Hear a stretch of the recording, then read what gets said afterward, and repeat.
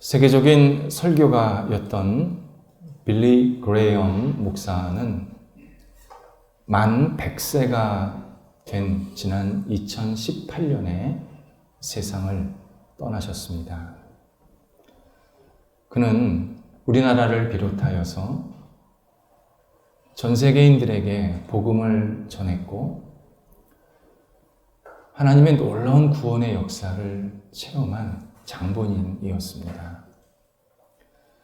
우리나라 목회자들 중에서도 그분의 영향을 받은 분이 대부분이고 그분은 전 세계 한 세대의 복음의 부흥화를 위해서 크게 쓰임받은 참 훌륭한 분입니다.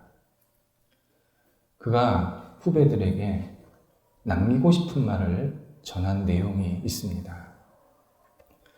그가 인생에서 기억 속에 많이 남고 또 늘 감사했던 일은 수많은 사람 앞에서 복음을 전한 시간이 아니었다고 합니다.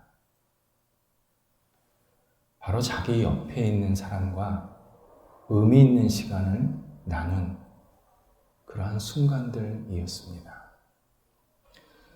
대단한 일은 아니었습니다. 같이 밥 먹고 서로를 위해서 기도하고 어려운 형제들, 어려운 동료를 도와서 그가 다시 일어날 수 있도록 열심히 후원하고 독려해서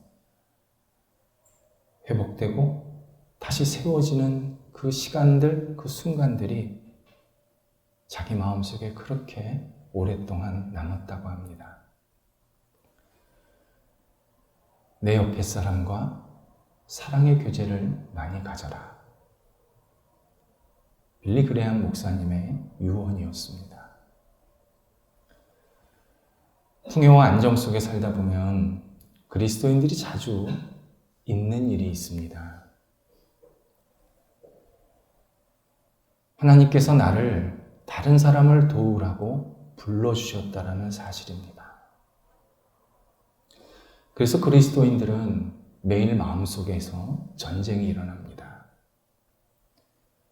너만 잘 살면 돼. 너도 힘든데 누구를 신경 써? 웅크리는 마음이 안에 들어 있습니다. 또 한쪽에서는 저 사람을 봐봐.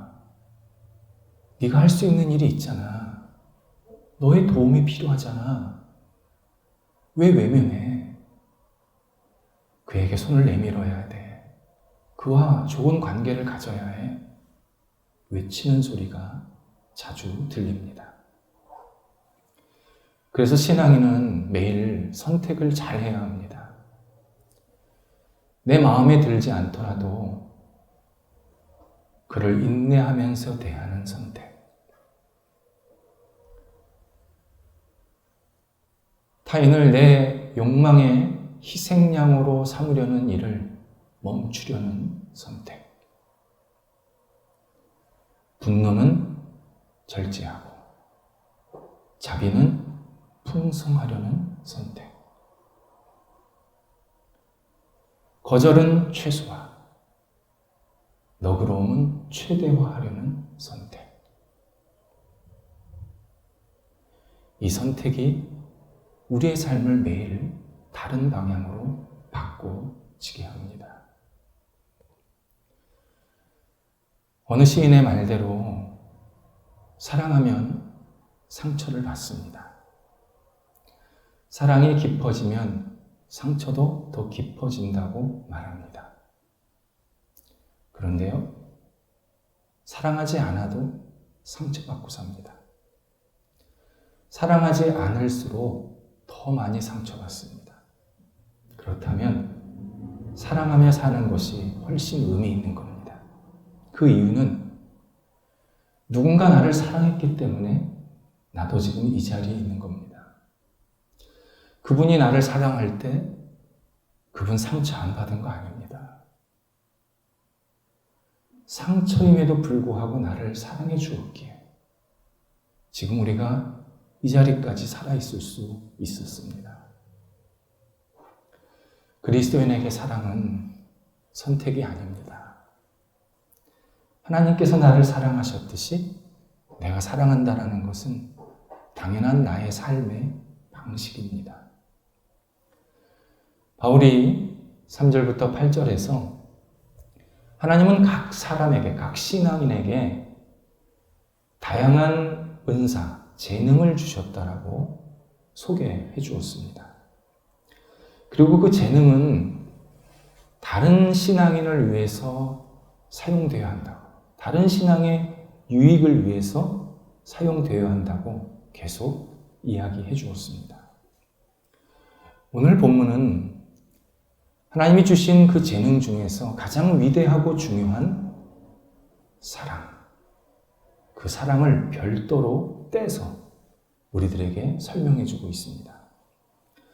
바울이 고린도전서 12장에서 로마서보다 훨씬 다양한 하나님의 재능, 은사를 우리들에게 소개해 줍니다. 그런데 13장 넘어가서 한 장 전체에 걸쳐서 진정한 사랑에 대해서 쭉 설명을 해줍니다.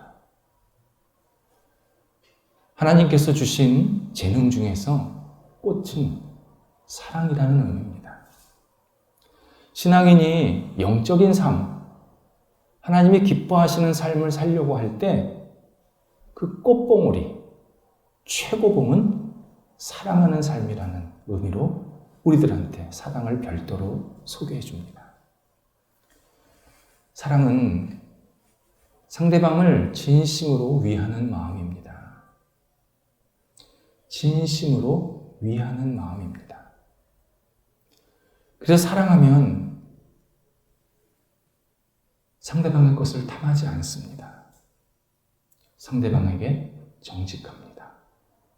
상대방을 축복합니다. 예수님께서 사랑하는 삶을 사는 사람이 이 세상에 있는 모든 율법을 다 완성한 사람이다. 분명하게 우리에게 말씀해 주셨습니다. 바울은 본문에서 사랑에 관해서 두 가지를 강조하고 있습니다. 먼저 사랑은 투명합니다. 이것을 사랑엔 거짓이 없다, 이렇게 표현하고 있습니다. 거짓이 없다라는 것은 앞뒤가 똑같다. 가면 쓰지 않았다. 밀라, 곧 왁스를 바르지 않았다라는 뜻입니다. 바울은 이 표현을 통해서 당시 철학과 종교의 중심이었던 헬라어를 사용하는 그리스 신앙인들, 그리고 정치와 경제의 중심이었던 라틴어를 사용하는 로마 신앙인들에게 진정한 사랑이 무엇인지를 제대로 설명해주고 있습니다. 그리스는 희곡의 원산지입니다.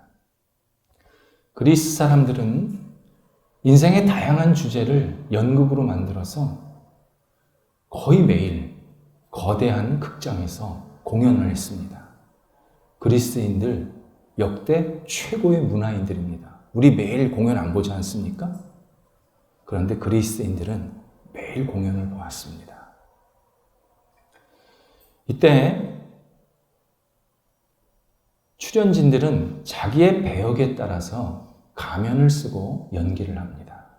장군의 배역이면 군인의 가면을, 뱃사공의 역할이면 선원의 가면을 쓰고 연기를 멋지게 합니다. 그런데 실제로 그 사람이 누구인지, 그 연기를 하는 사람이 누구인지는 아무도 몰랐습니다. 그냥 연기만 잘한 겁니다. 당시에 사회적인 추문이 많이 일어났습니다. 나중에 알고 보니까 어떤 연극의 주인공이 그 사람이었던 겁니다. 그래서 가면을 쓴 그와 실제로 살았던 그의 모습이 다른 겁니다. 거짓이 없다.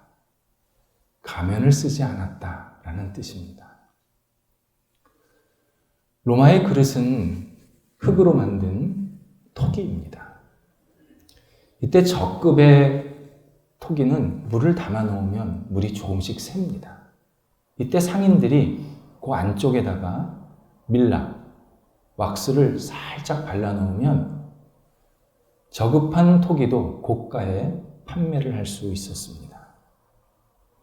그런데 상등품의 토기는 처음서부터 어떤 인위적인 손을 가하지 않습니다. 그리고 그 토기 바깥에다가 시네 세라, 거짓이 없다. 더 정확한 말로는 밀랍을 사용하지 않았다. 도장을 찍어서 판 겁니다. 거짓 없는 사랑이란 밀랍을 바르지 않았다는 겁니다. 거짓 없는 사랑은 사랑이 없으면서 사랑하는 척 하지 않는다라는 뜻입니다. 가짜 사랑을 발라놓고 진짜 사랑을 흉내내지 않는다라는 표현입니다. 사랑이라는 이름으로 나와 상대방을 속이지 않는 태도, 이것이 거짓 없는 사랑입니다. 거짓 없는 사랑을 잘 알려주신 분이 예수 그리스도이십니다. 예수님은 우리를 사랑하신다고 하면서 말로만 사랑하시지를 않고 당신의 생명을 십자가에 내어놓으셨습니다. 죽기까지 우리를 사랑하신 사랑이었습니다. 바로 이 사랑을 우리가 받아서 앞뒤가 똑같은 사람, 이 사람을 대할 때 내가 앞에서 사랑하는 것과 뒤에서 사랑하는 것과 옆에서 사랑하는 것이 다 똑같은 사랑, 그 사랑이 거짓 없는 사랑임을 분명히 설명해 주고 있습니다. 두 번째, 바울이 강조하는 것은 사랑은 낭만적이지 않다. 다른 말로 사랑은 차별성이 있다. 이것을 이야기해 줍니다. 이 표현을 사랑은 거짓을 미워한다. 악을 미워한다. 이렇게 우리에게 설명해 주고 있습니다. 진실한 사랑을 이야기하는데 미워한다라는 표현이 나오니까 다소 당황스러울 수 있습니다. 하지만 진정한 사랑은 모든 것이 다 괜찮다고 받아들이는 일이 아닙니다. 일부 불신자들이 하나님을 비판하는 내용이 있습니다. 하나님께서 인간을 사랑하신다고 하면 인간이 하나님을 믿지 않을 때 왜 심판합니까? 좀 너그럽게 받아주시면 안 됩니까? 다 구원해 주시면 안 됩니까? 왜 심판합니까? 이렇게 하나님을 공격합니다. 이것은 자기가 믿고 싶은 하나님, 자기식의 하나님을 말하는 것뿐입니다. 성경의 하나님은 인간을 진심으로 사랑하시고 그래서 진심으로 미워하시는 일이 있음을 분명히 알려주십니다. 구약성경 잠언서 6장 16절 이하에서 하나님이 미워하시는 것 6, 7가지가 있다고 하십니다. 그 중에 하나가 사람이 빨리 악으로 달려가는 발, 이걸 미워하십니다. 사람이 빨리 당신에게로, 하나님께로 달려오기를 바라시는데 반대편인 악으로 빨리 달려간다는 겁니다. 그걸 도저히 받아들이시지 않겠다. 분명히 얘기하십니다. 선지자 이사야와 또 아모스를 통해서 인간이 행하는 형식적인 예배, 겉모습만 화려한 종교 예식을 나는 너무 미워한다. 몇 번이고 강조하셨습니다. 고린도전서 13장에서는 진정한 사랑은 악한 것을 생각하지 않는다. 불의를 기뻐하지 않는다라고 분명히 우리에게 말씀하십니다. 하나님은 우리를 너무 사랑하시기 때문에 인간의 악을 너무 미워하십니다. 악이란 하나님을 무시하고 거부하는 모든 생각과 행동입니다. 사람은 하나님을 무시하면 뭐든지 다 할 수 있습니다. 하나님만 공격하는 게 아니라 내 눈앞에 있는 사람까지도 공격합니다. 내 앞에 있는 사람을 저주합니다. 비난합니다. 모욕합니다. 공격합니다. 무너뜨립니다. 더 나아가서 죽이는 일도 서슴지 않습니다. 하나님을 무시하는 깊이가 깊어질수록 사람이 행하는 악의 깊이나 종류는 무한대입니다. 사람들은 자기의 도덕성만 생각하면서 남한테 잘못된다고 생각합니다. 아닙니다. 내 안에 하나님을 무시하면 내가 하는 모든 일들은 다 악한 일이 됩니다. 진정한 사랑은 선에 속하는 일입니다. 본문에 속한다라는 이 표현은 풀칠을 내서 딱 달라붙게 한다는 뜻입니다. 내가 예수님께 딱 달라붙어서 예수님만 믿고 예수님만 의지하고 예수님만 따라 사는 삶, 그게 선에 속한다는 것입니다. 한마디로 예수님이 싫어하는 것은 나도 싫어하고 예수님이 좋아하는 것은 나도 하고 예수님이 하라고 하신 것은 적극적으로 행하는 그러한 삶이 진정한 사랑의 삶의 본질입니다. 사랑은 내가 하고 싶은 대로 하는 게 사랑이 아닙니다. 사랑은 예수님의 사랑으로 내 옆 사람을 대하는 게 사랑입니다. 예수님의 사랑으로 내 옆에서 같이 생활하는 사람, 내가 같이 신앙생활하는 사람들을 진심으로 대하는 마음이 사랑입니다. 그래서 바울이 10절에서부터 13절까지 진실한 사랑을 가진 사람이 다른 사람, 다른 신앙인을 어떻게 대해야 하는지를 하나하나 구체적으로 적용해주고 있습니다. 친절한 바울씨입니다. 하나하나 잘 적용해주고 있습니다. 전체 본문이 9개의 문장으로 되어 있습니다. 그런데 한글 성경으로 읽으면 9개의 문장으로 읽혀지지가 않습니다. 더욱이 원래 성경에 있었던 중요한 단어들이 한글 성경에는 빠져 있습니다. 왜 빠뜨렸는지는 저도 잘 모르겠습니다. 근데 굉장히 중요한 단어들입니다. 이것을 좀 확인해 볼 필요가 있습니다. 전체적으로 세 부분으로 바울이 사랑의 삶이 어떤 것인지를 적용해 주고 있습니다. 첫 번째 부분은 내가 내 옆에 있는 신앙인을 어떻게 대해야 하는지를 설명해 줍니다. 먼저 형제를 사랑하고 우애하라 라고 권면합니다. 내 옆에 있는 신앙인을 형제, 곧 가족으로 사랑하라 이런 뜻입니다. 우리는 다 예수의 피를 가지고 사는 사람입니다. 그래서 가족입니다. 그래서 가끔 혈액형이 뭐세요? 이렇게 물어보시는 분들이 계시지 않습니까? 그러면 꼭 무슨 A형, B형 그러면 내가 그럴 줄 알았어. 당신은 그래서 B형 같더라. 그럼 별로 좋은 대화가 아닙니다. 우리는 다 예수의 보혈의 피를 받고 살아가는 그리스도인들입니다. 그래서 가족으로 대하라는 겁니다. 가족 사랑의 특징이 있습니다. 가족의 사랑은요, 조건에 관계없이 사랑해 줍니다. 오히려 내 식구가 연약한 모습에 있으면 더 사랑이 애틋합니다.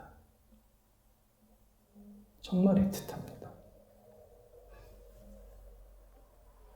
제가 지난주에 어떤 분에게 메시지를 받았습니다.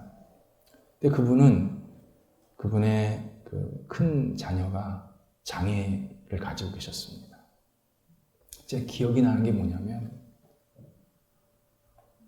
교회에서 큰 애가 엄마를 막 때리는 겁니다. 그러니까 자기가 엄마가 때리는지도 모르고 막 때리는 거예요. 그러니까 저희가 보니까 이게 말이 안 되는 상황이잖아요. 근데 저희는 말렸어요. 그 큰 애를. 막 힘이 너무 좋아요.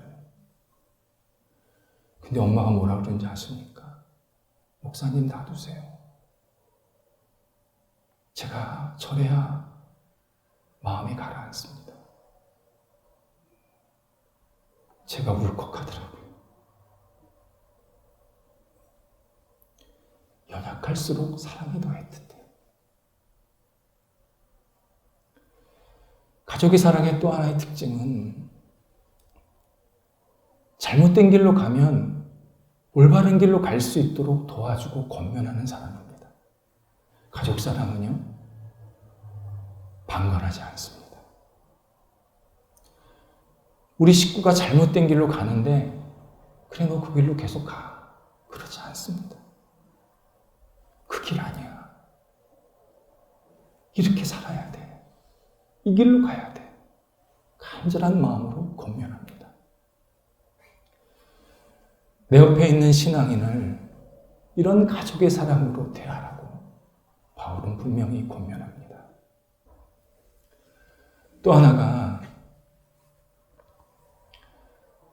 존중하기를 서로 먼저 하라 이렇게 권면합니다. 사람들은요, 내가 먼저 인정받고 존중받기를 원합니다. 그걸 어떻게 하냐고요? 그래서 절대 먼저 인사 안 합니다. 절대 다른 사람한테 먼저 인사 안 해요. 그런데요, 그리스도인들은 내가 인정받고자 맨 앞에 서 있는 사람이 아닙니다. 하나님께서 누가 저 사람을 존중할래? 물으시면 저요! 제가 제일 먼저 인정하겠습니다. 손드는 사람이 그리스도인입니다. 그래서요, 신앙인은 다른 신앙인에게 먼저 인사하는 사람입니다. 그 인사는 내가 당신을 인정합니다. 당신을 존중합니다. 라는 표징입니다. 어렵게 생각하지 마세요. 예배 끝나고 나서 서로 먼저 인사하세요. 그게 내가 상대방을 인정하는 마음의 표출입니다. 또 하나가 부지런하여 게으르지 말라라고 권면합니다. 근데 맨 앞에 단어 하나가 빠졌습니다. 일에서 풀면 일할 때 부지런히 일하라는 겁니다. 내가 부지런히 일하는 것과 내 옆에 있는 신앙인을 사랑하는 것과 무슨 관계가 있을까 의아할 수 있습니다. 내가 내 일을 부지런히 하는 것은 내 옆에 있는 신앙인을 사랑하는 마음으로 하는 겁니다. 반대로 내가 내 일에 부지런하지 않으면 이 일과 관련된 다른 사람들이 피해를 입습니다. 그래서 직장에서 내가 내 일 역할을 못하면 다른 동료들이 피곤한 겁니다. 이건 굉장히 실제적인 얘기입니다. 사람들은 선택적 게으름이 있습니다. 내가 하고 싶은 거는 부지런히 잘합니다. 그런데 내가 하고 싶지 않은 것은 차일피일 계속 미룹니다. 그래서 옆 사람에게 되게 힘들게 만듭니다. 운동하십니까?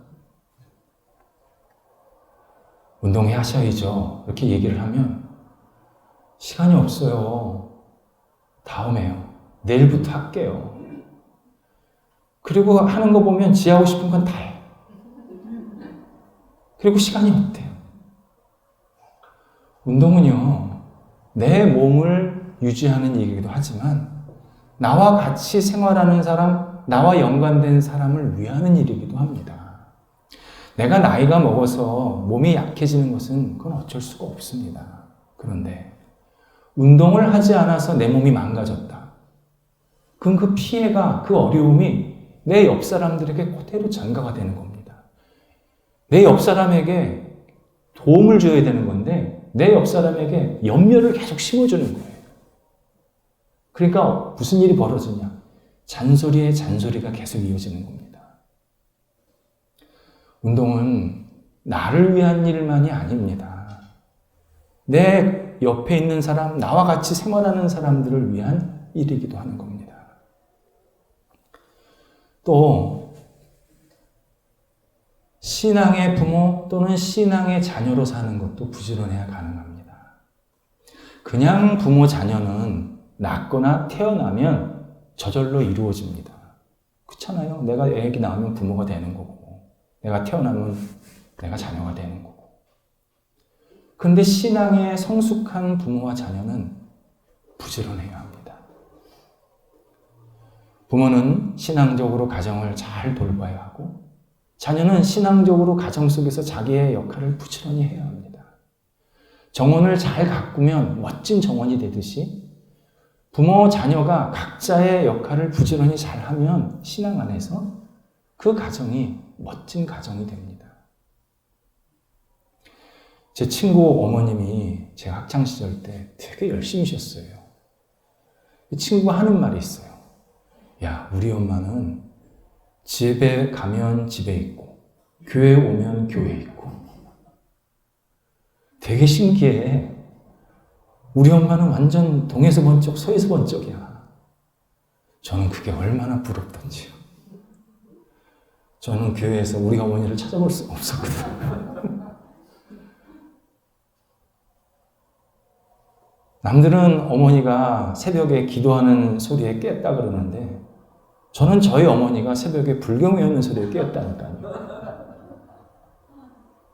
참 부지런한 신앙의 어머니들을 보면, 부모님들을 보면 참 훌륭하시다. 또 그런 가정이 잘 되는 모습을 보게 됩니다. 바울은 두 번째 큰 부분에서 우리가 어떻게 부지런히 살 수 있는지 그 방법과 그 부지런의 목표, 목적에 대해서 설명해 주고 있습니다. 먼저 열심을 품으라 이렇게 권면합니다. 근데 또 하나 맨 앞에 중요한 단어가 생략되어 있습니다. 영으로, 성령으로 열심을 품으라. 여기서 열심은 물이 펄펄 끓는 모습을 말합니다. 풀어서 이해하자면 열정적으로 이끄시는 성령의 인도하심을 받아서 사랑하라. 그런 뜻입니다. 내가 인간적으로 내 옆에 있는 신앙인을 또는 나와 같이 생활하는 사람을 사랑하려고 하면 그거 오래 못 갑니다. 어느 사람 말로는 3일이면 끝이랍니다. 그런데 내가 성령의 도우심을 받아서 내 옆 사람을, 내 신앙인을 사랑한다고 할 때는 그건 꾸준하고 지속적이 됩니다. 그리스도인의 사랑은 냄비 사랑이 아닙니다. 뚝배기 사랑입니다. 끊임없이 지속이 되어야 합니다. 그러려면 내 인간적인 힘으로 사랑하려고 하면 안 됩니다. 성령의 도우심을 계속 구해야 합니다. 내 마음속에 미움이 생기면 성령님, 이 미움이 사랑으로 바뀌게 해주세요. 내 옆 사람을 사랑하게 해주세요. 기도하면서 계속 성령님의 도움을 구해서 사랑을 해야 그게 지속적인 사랑이 됩니다. 또 하나는 우리가 사랑하는 목표에 대해서 바울이 주를 섬기라 라는 권면을 합니다. 내가 누군가를 사랑한다는 것은 내 성실함, 내 의로움을 드러내기 위함이 아닙니다. 내가 당신 같은 사람을 사랑하니까 나 좀 잘 인정해줘. 그러려고 내가 사랑하는 게 아닙니다. 주님을 잘 섬기기 위한 과정입니다. 내 옆 사람을 사랑하는 것은 주님을 사랑하는 마음으로, 주님을 더 잘 믿고 따르는 마음으로 옆 사람을 사랑하는 겁니다. 그게 우리 사랑의 목표가 되어야 합니다. 그래야 내 자식을 사랑할 때, 내 옆에 있는 신앙인을 사랑할 때도 그 사랑이 우상이 되지 않습니다. 그 사람이 우상이 되지 않습니다. 오직 내 사랑, 또 내 옆에 있는 사람을 넘어서 예수 그리스도를 더 잘 믿고 따르는 진정한 신앙적 사랑으로 성숙해 갈 수 있습니다. 세 번째 큰 부분에서는 신앙인이 어떻게 살아야, 자신이 살아야 다른 신앙인에게 선한 영향을 미치는지, 사랑의 영향을 미치는지를 설명해 주고 있습니다. 먼저 소망 중에 즐거워하라 권면합니다. 성경에서 소망은 하나님의 약속이 주어졌을 때 생기는 힘입니다. 그리고 하나님께서 우리 같은 죄인을, 우리 같이 연약한 사람에게 당신의 최고 소중한 약속을 주시는 이유는 우리를 너무 사랑하시기 때문입니다. 그래서 신앙인이 하나님의 사랑을 확신하고 하나님의 약속 안에 거하면 그 사람의 삶이 즐거움, 곧 기쁨의 삶이 됩니다. 내가 기쁨의 삶에 되는 게 왜 옆 사람에게 사랑의 행동이 되느냐? 기쁨이 전가가 되기 때문입니다. 내가 기쁘게 살면 내 옆에 있는 신앙인이 하나님의 사랑이 있구나. 하나님의 사랑에 확신하고 하나님의 약속을 붙잡고 살면 저렇게 기쁘게 살 수 있구나. 그것을 보고 배우게 합니다. 도와줍니다. 그래서요, 밝은 신앙인 옆에 늘 밝은 신앙인이 있습니다. 그런 거 많이 경험하셨을 겁니다. 어떤 사람이 보면 이렇게 같이 길을 가다 보면 꼭 자매 같고 형제 같고 오누이 같은 사람이 있어요. 근데 서로 다른 사람이에요. 이유는 신앙의 밝은 모습이 옆 사람에게 전달이 됐기 때문입니다. 그래서 내가 기쁘게 사는 것이 옆 사람을 사랑하는 모습인 겁니다. 또 하나가 환난 중에 참으라 권면합니다. 사람이 환난을 받을 때 가장 자연스럽게 하는 일은 불평입니다. 나에게 왜 이런 일이 일어납니까? 억울함과? 왜 나만 이런 일을 당합니까? 소외감이 불평의 원인입니다. 그런데 그리스도인은 환난을 받으면 환난을 쳐다보는 게 아니라 하나님이 함께 하시는구나. 하나님의 뜻이 있구나. 이것을 바라보기 때문에 인내하게 됩니다. 그래서요, 환난 중에서 내가 참는 것은 소극적인 신앙 행동이 아닙니다. 강력한 믿음을 가지고 적극적으로 환난을 이겨내는 모습입니다. 환난에 맞서서 내가 뭘 할 수가 있는 게 없습니다. 거대한 고난 앞에서 내가 뭘 합니까? 그런데 이 참는 것은요, 내가 인간적으로 참는 게 아닙니다. 하나님의 사랑, 하나님이 나와 함께 하심을 믿기 때문에 그것을 참고 견딜 수 있는 겁니다. 그것을 내 옆 사람이, 내 옆에 있는 신앙인이 볼 때 환난은 저렇게 참는구나. 저렇게 이겨내는구나. 그래서 그도 환난을 받을 때 환난을 극복하게 만드는 좋은 귀감이 되어 줍니다. 그래서 환난 중에 내가 참는 게 옆 사람을 사랑하는 모습입니다. 또 하나 환난 중에 참는 것이 사랑하는 이유는요, 옆 사람에게 핑계나 공격을 하지 않기 때문입니다. 보통은 내가 환난을 받으면 이거 누구 때문에 이랬어? 남한테 손가락질하기 바쁘단 말이죠. 근데 신앙적으로 환난 중에 참는다라는 것은 이게 누구의 탓도 아니고 하나님께서 나한테 주신 그냥 인고의 시간이구나.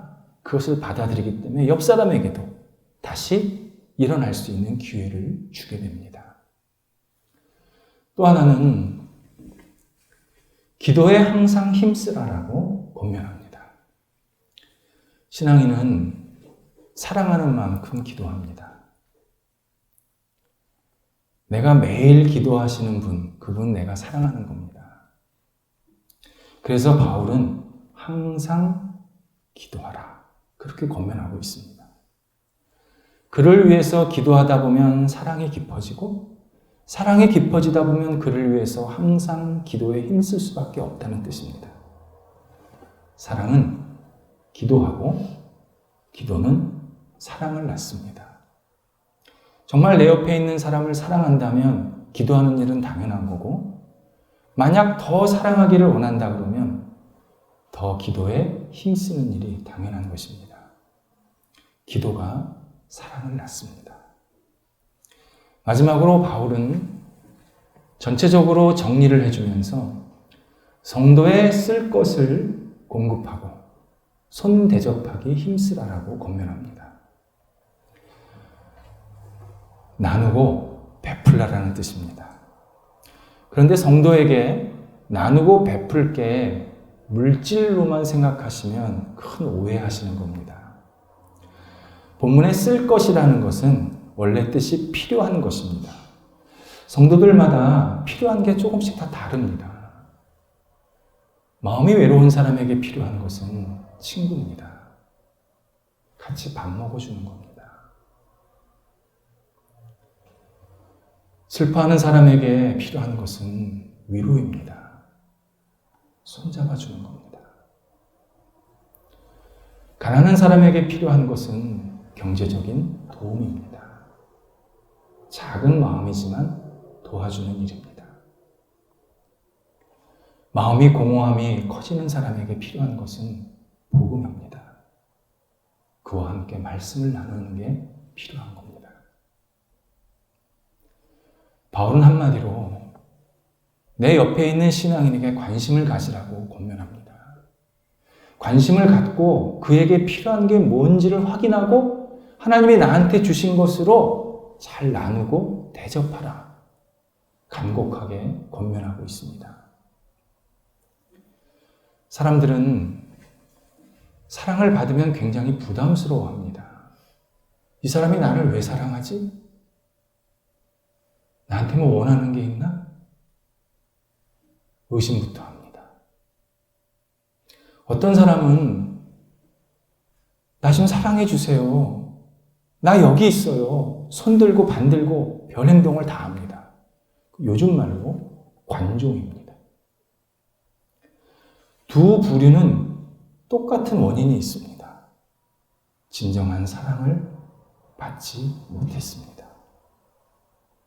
거래와 같은 사랑은 하고 받았지만 또 옛날에 언제인지 모르겠지만 그냥 한두 번 사랑을 했는지는 모르겠지만 진정한 사랑을 받지 않았기 때문에 사랑에 갈급하든지 사랑에 의심하든지 계속 헛도는, 사랑에서 헛도는 삶을 살게 됩니다. 그리스도인은 매일 매순간 하나님의 진실한 사랑을 받고 살고 있는 사람들입니다. 그리스도인의 마음속에는 그 하나님의 진실한 사랑을 가지고 내 옆사람, 나와 함께 신앙생활하는 사람을 사랑하는 그런 사랑의 교제가 있는 사람들의 삶이 그리스도인의 삶입니다. 요한 1서 4장 12절의 말씀처럼 우리가 하나님의 사랑을 가지고 내 옆에 있는 신앙인을 사랑하면 하나님을 알지 못하는 사람들이 우리를 보면서 하나님이 계시구나. 하나님이 저렇게 살라고 명령하셨구나. 인정하면서 하나님을 생각하게 된다라고 말씀을 해주십니다. 그리스도인은 다른 이름이 사랑하는 사람들입니다.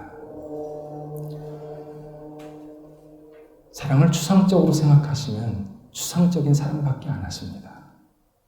그런데 내 옆에 있는 사람 관심 갖고 진심으로 그를 위하는 마음으로 만날 때마다 또 서로 중간중간에 교제하는 그런 아름다운 모습이 있다면 그분은 그리스도인으로서 세상 속에서 아름답게 살고 있는 모습입니다.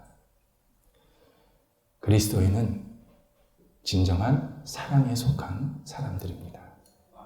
기도하겠습니다. 하나님, 진정한 하나님의 사랑으로 옆에 있는 사람을 사랑하도록 인도하여 주옵소서. 나와 함께 만나는 사람, 나와 함께 신앙생활하는 사람, 나와 함께 자주 기도의 제목을 나누는 사람, 진심으로 사랑하는 사람들 되게 하시고 저희 모임이 사랑의 모임, 하나님이 기뻐하시는 사랑의 열매가 넘치는 믿음의 모임이 될 수 있도록 인도하여 주옵소서. 나보다 남을 낮게 여기게 하시고 서로를 위해서 기도할 때마다 하나님께서 큰 은혜를 베풀어 주셔서 놀라운 기도의 응답이 나타나도록 역사하여 주옵소서. 예수님의 이름으로 기도드립니다. 아멘.